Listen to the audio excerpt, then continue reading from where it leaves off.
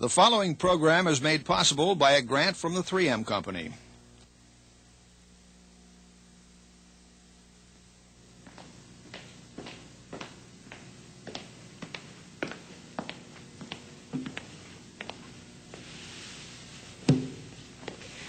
Hi, I'm Carol Burnett, and I wish I were here just to make you laugh. But the subject of our show just isn't that funny. Drink, drank, drunk. That's the title, and from the title we get our subject. Drinking, dranking, and drunking. So keep watching, and I'll see you in a minute.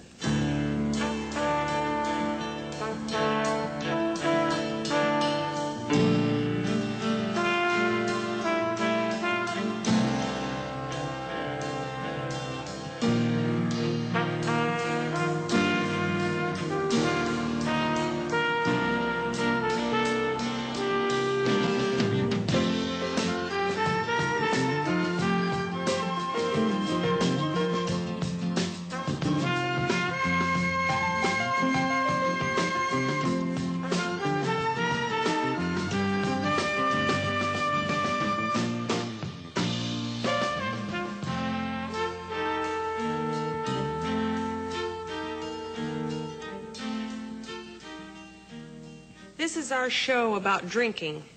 You might wonder why I'm here talking to you about drinking. Well, it's simple.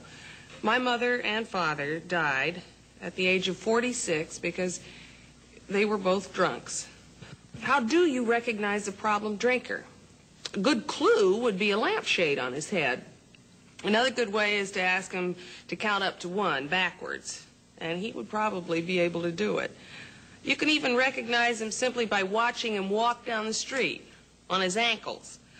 Trouble is, most problem drinkers don't usually act in that extreme kind of a way, which is why many of us have the wrong notion of what this kind of drinking is. We think that people who drink too much have to look something like this.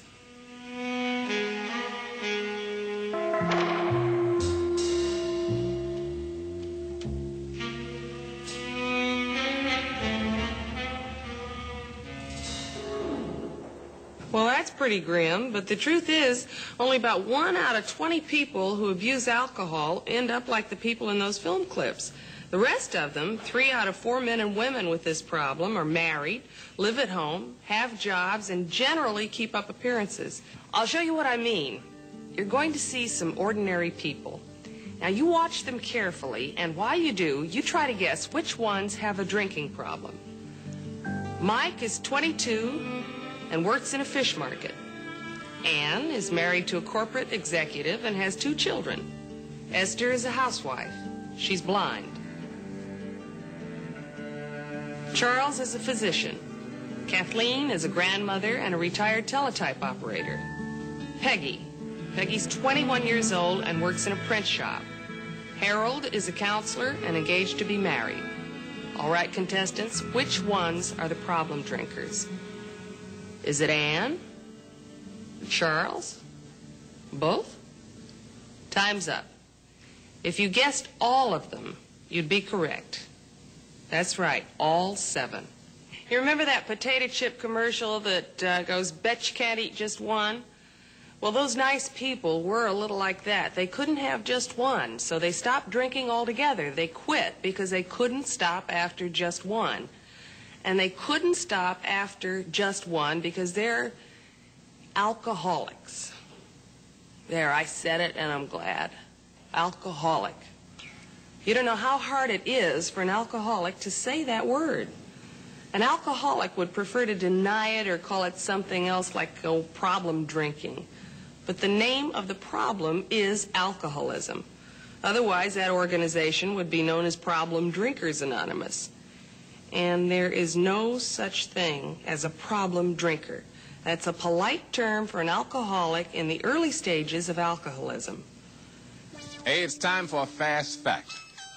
Now, you know when people drink, they like to blame it on somebody else. Like your old man might say, "Well, of course I drink too much, woman, but you drive me to it." But hey, lady, alcoholism is a disease. Now, is that man going to say, "Woman, you caused my diabetes, you gave me rheumatism, you caused my dandruff"? No way. So what's all this jive about you driving him to drink? The fact is, Nobody ever made anybody else an alcoholic, and that's the truth. And that fast fact took just 30 seconds.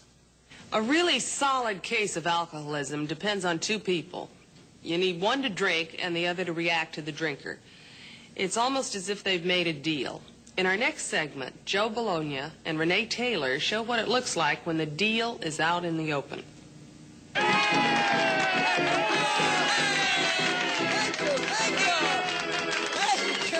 Thank you. Hello, everybody, and welcome to You Waste Your Life. You Waste Your Life is a game played for high stakes, a game in which you can lose your wife, your family, your kids, your house, your watch, your shoes, your self-respect, and your drapes. We're in the kitchen of today's contestants, Mr. and Mrs. Bill Froth. Now let's meet the lucky problem drinker, Bill Froth.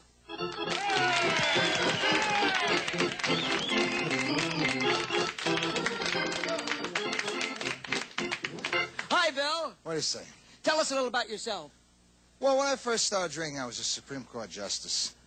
And then I was fortunate enough to land a very interesting job cleaning rugs. And most presently, I'm semi-retired, living off my mother's savings. Wonderful, Bill, wonderful. You're a lucky man. Not every problem drinker has a mother with savings.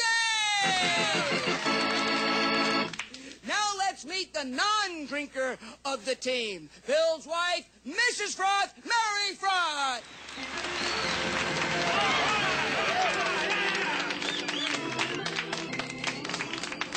Hi, Mary. How do you do? Don't get up. Okay.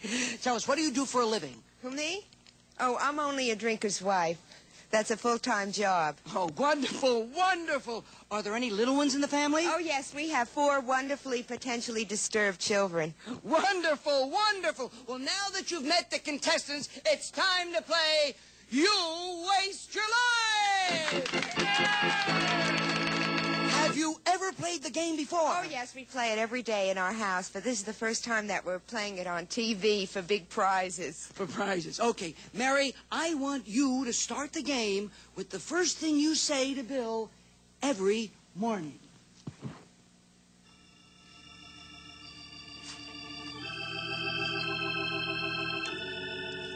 Bill, were you drinking again last night? What are all these empty bottles from? Please, tell me the truth. And now here's the absolute truth, Mary. I was driving home from work. Jim Feely flagged me down. His kid was supposed to be home from school at 3 o'clock. And his sister-in-law, Ruth, she's pregnant. She was going into labor. Norm wanted me to take her to the hospital. All of a sudden, the Crowley garage caught on fire. The firemen came and they were trying to get the cat out that was burning inside. And the guy must have had high blood pressure because the police came and he was DOA on arrival. For those of you in our audience who have never played You Waste Your Life, that was a lie. Now let's see how Mary deals with it.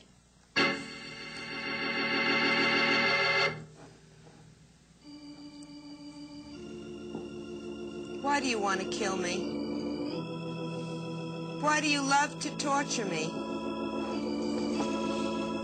Does it mean anything to you that your children don't have bikes? Does it mean anything to you that the neighbors see me walking around without any jewelry? I've tried yelling at you. I've tried punishing you. I've tried not having sex with you for a whole year. I can't take much more of this, Bill. 5, 10 years tops. Mary has countered Bill's outlandish lie with a nag and a suffer! And they're on their way to wasting their lives! Okay, let's see if Bill can regain the offensive! All right, maybe I do drink a little too much. Well, anybody married to you couldn't drink enough. If you were more of an exciting person, I wouldn't have to drink. Do you think I would drink if you could dance better? Or if you could bowl? Or speak a foreign language? Don't you see, I need the kind of a woman who would make me want to give up drinking. And you can't make me want to do anything. It's a wonder I don't drink more than I do. Bill has answered Mary's nag and suffer without